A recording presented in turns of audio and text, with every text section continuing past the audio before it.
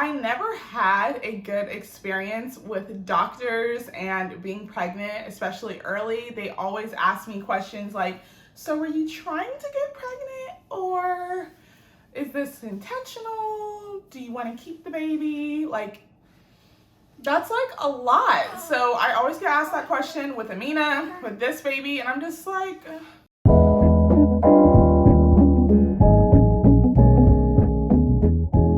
hey guys, welcome back to my channel. So today I wanted to give you guys a first trimester update comparing my first and my second pregnancy. So this isn't my first. I am currently 14 weeks as of right now. Oh, I'm filming with my phone. But the baby I think is the size of a lemon right now. So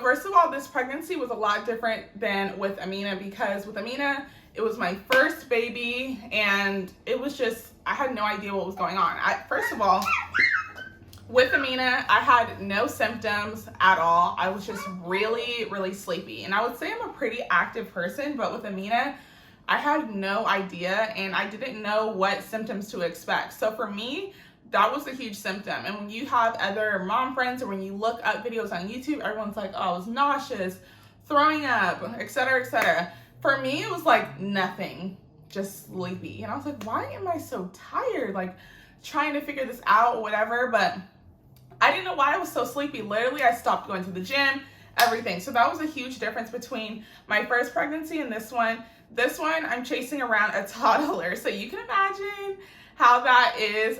When you're tired, I can't just say I'm gonna go take a nap. It's like, okay, I'm tired, but I also have to go make lunch for Amina. You know what I mean? So it's like, it's kind of different because I can't go take a nap whenever I want. So that was a huge difference. Being sleepy, sleepiness. And I think you can really fight the urge of being sleepy if you kind of keep your body active, if you drink water, if you are working out.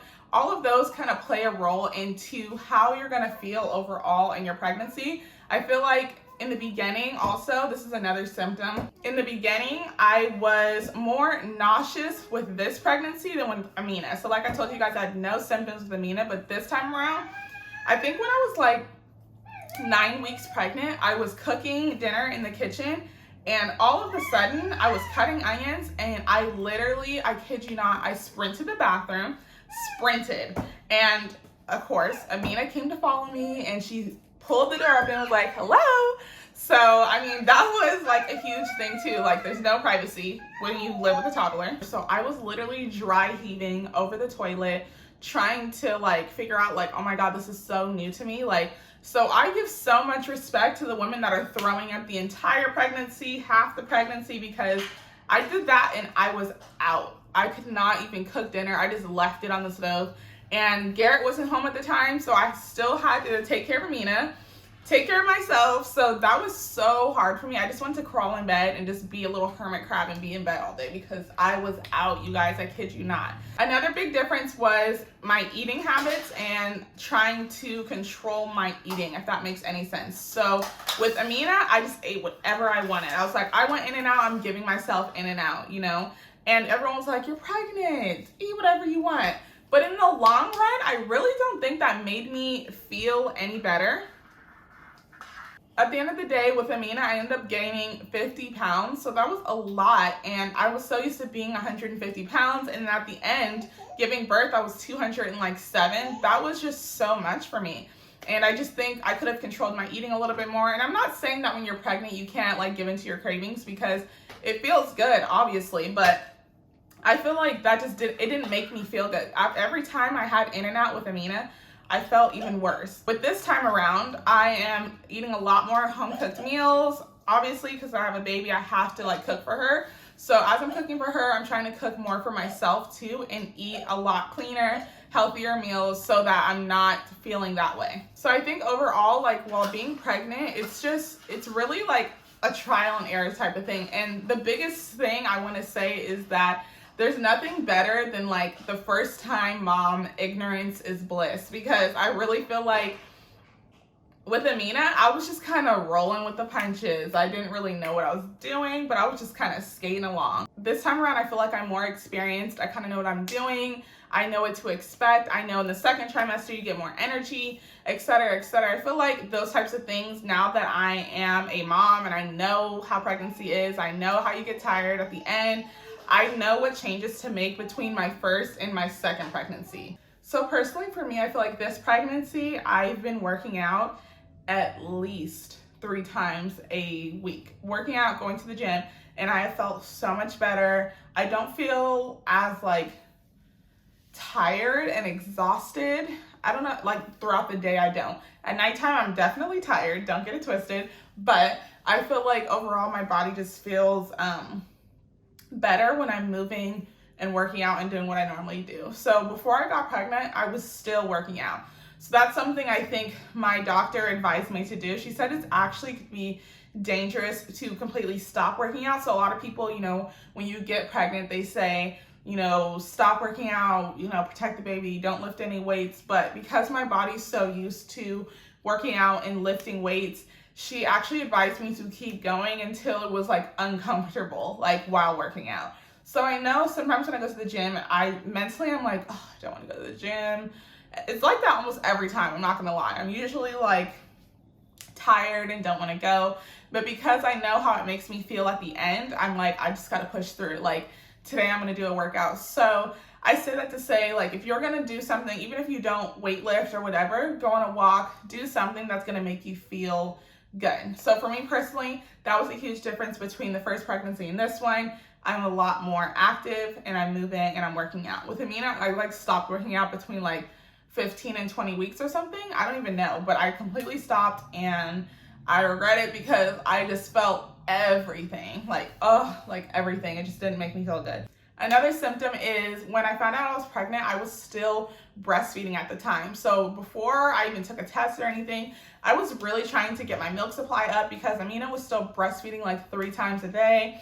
And I actually ended my breastfeeding journey. I don't know if it was before I found out I was pregnant or after, but I posted a picture on my Instagram saying like, you know, how I ended my breastfeeding journey, blah, blah, blah. But I've tried everything. I literally tried drinking a gallon of water a day, eating really clean, eating a lot of food because I know calorie input like affects how much milk you have, whatever. I tried everything, you guys, and I could not get my milk to come back. And I couldn't figure out like why. So I was just like, what am I doing? I tried all these different pills. I tried everything, you guys.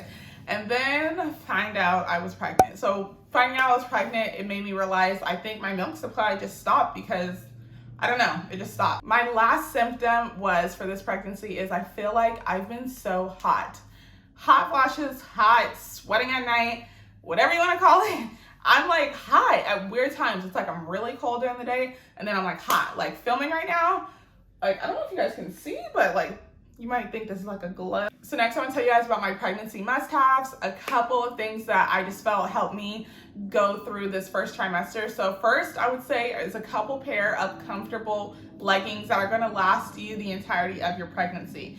So comfortable leggings, something you can throw on at the end of the day and just be cozy in. This really helped me because your belly's growing and stuff like that. So that is a must-have for me. And also some very comfortable supportive bras that aren't really tight. I just found things like bras just, they weren't it for me, especially the first trimester. I know some women have like sore boobs. I didn't have sore boobs because I was actually breastfeeding. Another pregnancy must-have is I've been doing a lot of belly oils, just, you know, moisturizing my skin, keeping my skin super moisturized. I've been keeping it a priority to give myself some me time. That's been really helpful.